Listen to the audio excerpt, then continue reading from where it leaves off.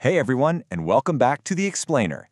Today we're completely cracking the code on something almost everybody wants, but very few actually know how to build. We're talking about that classic, aesthetically perfect Greek statue or superhero physique. We're tossing out the guesswork, the random gym routines, the endless floor crunches, and instead, we're going to look at the sheer mathematics and the literal architectural blueprint required to build this look systematically. So here's the exact roadmap we'll be following today. Our physiological construction project has 4 distinct phases. 1. The formula for aesthetics. 2. Building the V-taper foundation. 3. Sculpting the finer details. And finally, 4. The lean blueprint. Let's dive in. Starting right off with Phase 1, the formula for aesthetics. We really need to establish what actually makes a physique look good, stripping away all those subjective opinions to focus entirely on the underlying structure. Look, the foundational secret to aesthetics comes down to a really distinct contrast: maximum size versus maximum shape. For years, the standard gym bro science has screamed that bigger is always better. Just get as massive as physically possible, right? But if you actually look at superheroes or those classic statues, they aren't just massive blocky blobs of muscle. They prioritize shape. You can pack on muscle everywhere and honestly still look totally average if your proportions are off. Because aesthetics, it's not about being the biggest person in the room. It is entirely about perfect proportions. So, you're probably wondering, what is that perfect proportion? Well, it boils down to a single magic number: 1.6. I want you to lock this specific golden ratio into your mind as we go through the rest of this explainer, because this is the exact sweet spot that creates that superhero look everyone is chasing. In practical terms, 1.6 means your shoulders should be exactly 1.6 times wider than your waist. Nailing that creates a really striking, aesthetic V-taper. If you push way beyond that, or if your waist expands to catch up to your shoulders, you stop looking like a superhero and honestly start looking a bit like a walking fridge. Maintaining that strong shoulder-to-waist ratio is absolutely crucial to standing out. But having the right skeletal and muscular proportions, that's really only half the battle. The second half of our aesthetic formula is hitting a very specific body fat range, 10 to 15%. This is what's required to actually make those carefully built proportions pop so they're visible to the world. The key here is finding a sustainable balance. You want to be lean enough to look highly defined and really show off that V-taper, but you do not want extreme starvation. People often think they need to drop down to like 5% body fat to look great, but at that extreme, you kind of just look like you lost the fight with a salad. 10 to 15% is the highly attractive and completely sustainable sweet spot. All right, moving right along to Phase 2, building the V-taper foundation. This is where we lay the groundwork, focusing heavily on a rule of 3 for the specific foundational muscle groups that create that powerful visual illusion. To really build that solid foundation, your effort needs to go into 3 main targets: side delts, upper chest, and lats. Your side delts do the heavy lifting to create width up top, which visually shrinks your waist. Then, focusing on the upper chest, doing incline presses at about 30 to 45 degrees rather than just flat benching prevents that dreaded bottom-heavy melting chest look.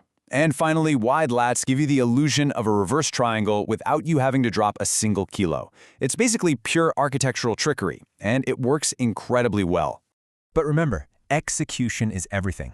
Your technique is totally non-negotiable here. First off, absolutely no ego lifting on those lateral raises. Go light, stay highly controlled, and lead with your elbows, not your hands. When you're doing vertical pulls, pull like your elbows are actively trying to touch your hips.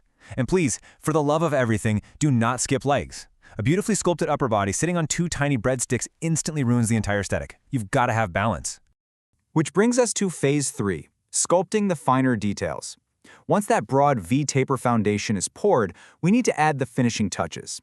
There are 3 frequently ignored muscles that'll completely separate an average physique from a standout one.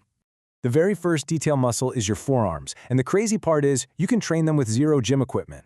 Have you ever tried the rice bucket method? You literally stick your hand deep into a bucket of rice and repeatedly open, close, and twist. The resistance is unbelievable. Second, dead hangs. Just grab a pull-up bar or even a sturdy door frame and let gravity try to defeat your grip. Hold on until your hands are basically forced to negotiate a surrender. Doing these consistently makes your arms look truly complete. The second detail muscle is one you almost never hear people talk about: the neck.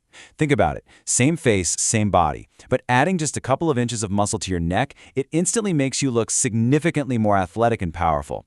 To build it, you want to hit its three main functions: forward flexion using neck curls, backward flexion with neck extensions, and lateral flexion. Treat it like any regular muscle and watch your entire appearance shift. And the third detail muscle is, of course, the abs. But those standard fitness myths say you need, 300 daily crunches to get them? Yeah, that's completely false. Doing endless unweighted circuits is basically just doing cardio on the floor. Abs are muscles. To make them thick and deeply visible, you absolutely must use weighted progressive overload. Train them with heavy resistance and controlled reps, exactly the same way you would train your chest or your back. All right, we've made it to phase 4, the lean blueprint. This is the final polish. Because here's the harsh reality of fitness, guys. You can build the strongest, thickest abs in the entire world, but if they are covered in a layer of fat, absolutely nobody is seeing them.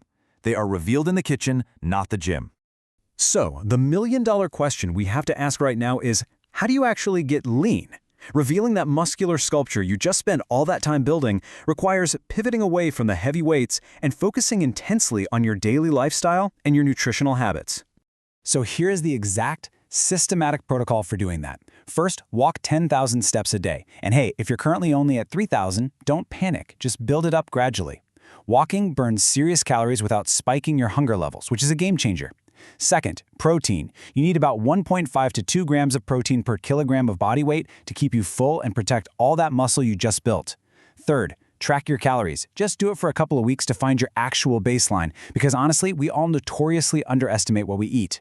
Finally, weigh in every single morning, but do not obsess over the daily number. Look at the weekly average. That is your true metric. If you aren't measuring, you're just guessing.